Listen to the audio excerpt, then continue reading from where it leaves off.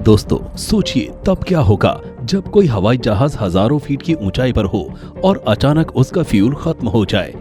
अक्सर हमारी बाइक या कार का पेट्रोल खत्म हो जाता है और हम बीच रास्ते में फंस जाते हैं, जबकि ये प्रॉब्लम इतनी बड़ी नहीं होती, लेकिन हम फिर भी कितने ज्यादा परेशान होते हैं। तो सोचिए जब हजारों फीट की ऊंचाई पर सैकड़ों लोगों की सांस अटकी हो और सामने मौत दिख रही हो तो कैसा मंजर होता होगा।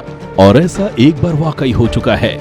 आज के इस वीडियो में हम आपको एक सच्ची घटना का हाल बताने जा रहे हैं, जिसमें एक प्लेन का फ्यूल ऊपर हवा में ही खत्म हो गया था, लेकिन फिर भी सभी लोग सुरक्षित बच गए। ये बात है 22 जुलाई 1983 की, जब एयर कनाडा 143 ने टोरंटो से उड़ान भरी और कुछ घंटों के सफर के बाद ही ये प्लेन एडमंटन पहुंचा, जहां प्लेन की रेगुलर जांच की गई।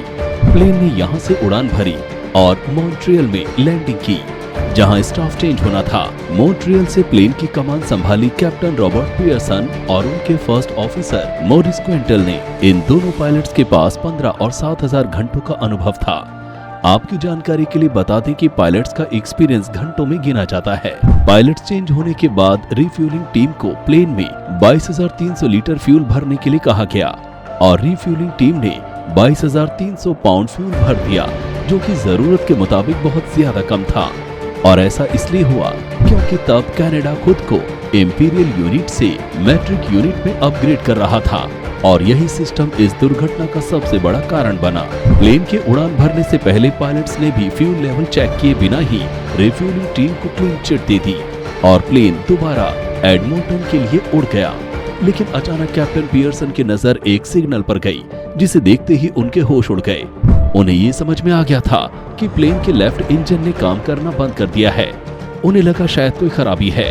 उन्होंने तुरंत कंट्रोल रूम से संपर्क किया तो कंट्रोल रूम ने उन्हें बताया कि वो अभी आधे रास्ते में ही हैं और लगभग 41,000 फीट की ऊंचाई पर उड़ रहे हैं, लेकिन उनके पास में ही एक एयरपोर्ट है जहां वो लैंड कर सकते हैं। लेकिन इतने में ही उनके राइट इंजन ने भी काम करना बंद कर दिया और कैप्टन का संपर्क कंट्रोल रूम से टूट गया। साथ में प्लेन में इलेक्ट्रिक कनेक्शन ने भी काम करना बंद कर दिया।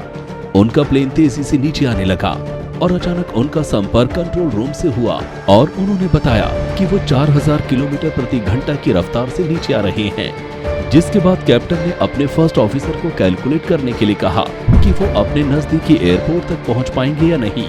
फर्स्ट ऑफिसर ने फटाफट कैलकुलेट करके बताया कि नहीं, हम अपने नजदीकी एयरपोर्ट तक नहीं पहुंच पाएंगे क्योंकि प्लेन बहुत तेजी से नीचे की ओर जा रहा है। और तभी उन्हें याद आया कि पास ही में एक और एयरबेस है, जिसे अब रेसिंग कोर्स बना दिया गया है। उन्होंने प्लेन को वहीं पर लैंड कराने का निर्णय लिया, लेकिन उस वक्त रेस कोर्स पर रेस चल रही थी और किसी का भी ध्यान उनकी तरफ आते हुए एक विशाल प्लेन पर नहीं था। और क्योंकि प्लेन के सारे सिस्टम ने काम करना बंद कर दिया था, तो प्लेन से कोई आवाज भी नहीं आ रही थी। लेकिन अचानक किसी की नजर उनकी तरफ तेजी से आते प्लेन पर पड़ी और वक्त रहते सभी ने रेस कोर्स खाली कर दिया। प्लेन की रफ्तार बहुत तेज थी। रेस कोर्स से टकराते ही प्लेन के टायर टूट गए, जिसकी वजह से प्लेन की रफ्तार कम हो गई और इसका फायदा हो गया और सभी की जान बच गई। प्लेन के लैंड होते ही उन तक सुरक्षा दल पहुंच गया। इन दोनों पायलट्स की सूझबूझ से 61 लोगों की जान बच गई।